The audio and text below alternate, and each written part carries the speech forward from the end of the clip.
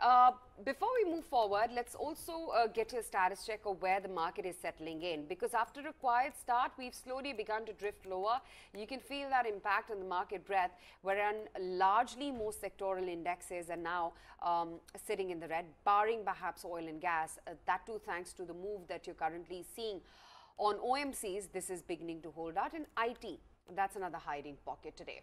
But BEML, they've bagged a 900 crore rupee Kolkata Metro order, and they're also eyeing 800 crore rupee revenue from defense, aerospace verticals. There's also been an improvement in railways as well as mining segment for them. So let's bring on board Mr. D.K. Hota, the CMD at BEML. He joins us in the show right now. Mr. Hota, the company ventured into manufacturing and supply of high-tech metro cars, as we understand.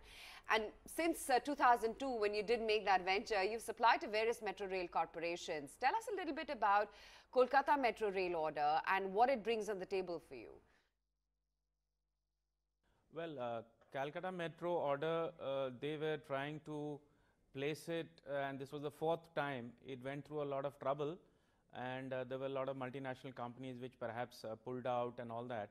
But net, it was awarded to us at a very competitive price, almost about 84 coaches.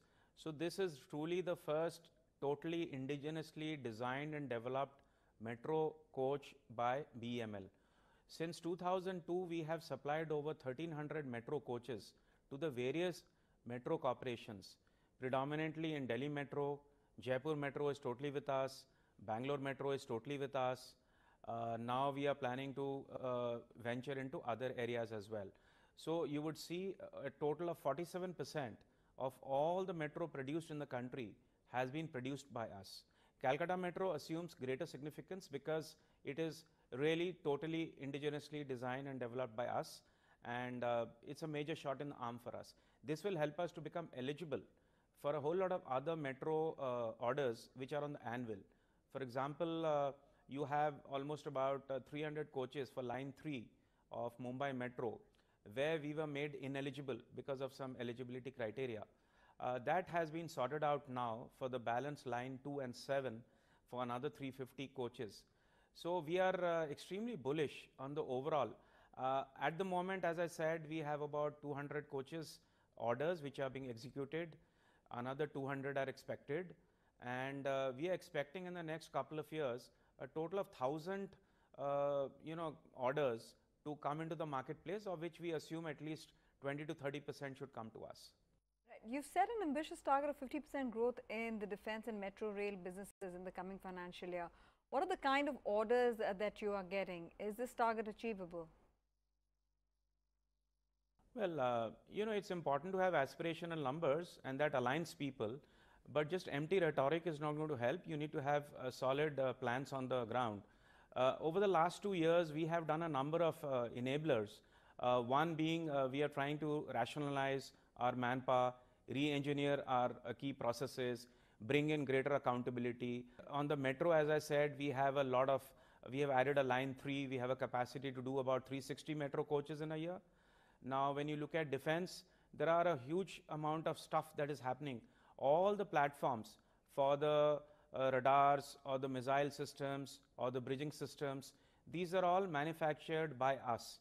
Earlier, these used to have very high import content, but now we have been able to successively bring it down over the years to something like 20%, and it should go down further. Now, as far as mining is concerned, there is a lot of traction in the construction space, but this is a volume game. But we are market leaders in the dozers and dumpers, which essentially is supplied to the various coal companies. There is a huge market emerging there for the high-end dump trucks, and there we have indigenously designed a 150-ton and a 200-ton dump truck, which we are in the process of giving it on a trial come sale tender to Coal India. So net, I would say that next year we should grow by another 30%. This year we have grown by 30%, and I think these are achievable. We constantly hear talks that government is looking at selling 26% stake in BEML. What is the status on that? See, I think this is something that would better be answered by the government, and you should ask them. As far as I'm concerned, the company is extremely efficiently run, and you would know there are a lot of pluses and minuses either which way. You get a lot of pluses because of being private. You have a lot of pluses because you are government. I see that BEML as a company would sorry, BEML as a company would continue to grow and prosper given the kind of economic growth, given the infrastructure development in the country. Because today, if you have to set up a plant anywhere, you first need land, and you need a lot of ecosystem of manpower and technological prowess, all of which is there with BEML. So I would say that BEML as a company should grow from strength to strength, whether it is in the private space or the public space. You also signed an agreement, as we understand, with the Defence Ministry for production of various weapons platforms for the armed forces in 2017 as well as 18. What's the defence growth projection, and what are the recent order wins in defence that you've had? Yeah, we have a very good order visibility of almost about 2,500 crores for defence at the moment. And during the year, we should also get sizable orders. At the moment, we are looking at the various platforms, as I said earlier, for the the radar, the missiles. We also make missile sections ourselves. Then we made the recovery vehicle, Arjun Repair and Recovery Vehicle, in collaboration with CVRDE. And we are also looking at certain aerospace options. Certain very exciting options are coming our way. We have recently also bagged an order for developing a 1500 horsepower engine for the main battle tank. So that is something that we have won against a tender. Defense is a very exciting space, as I said, and we are constantly looking at various options. And I think we should increase our percentage of defense. At the moment, the defense percentage is about 16 to 20%. So over the years, it should go up, because what is happening is the mining, notwithstanding the construction growth that you see in the country, mining companies over a period of time, I think will have to sort of reinvent themselves. So we don't see too much of growth in the mining side at the moment. So it is going to be the increased urbanization in the country, which means metro. It is going to be increased urbanization, that means railway coaches.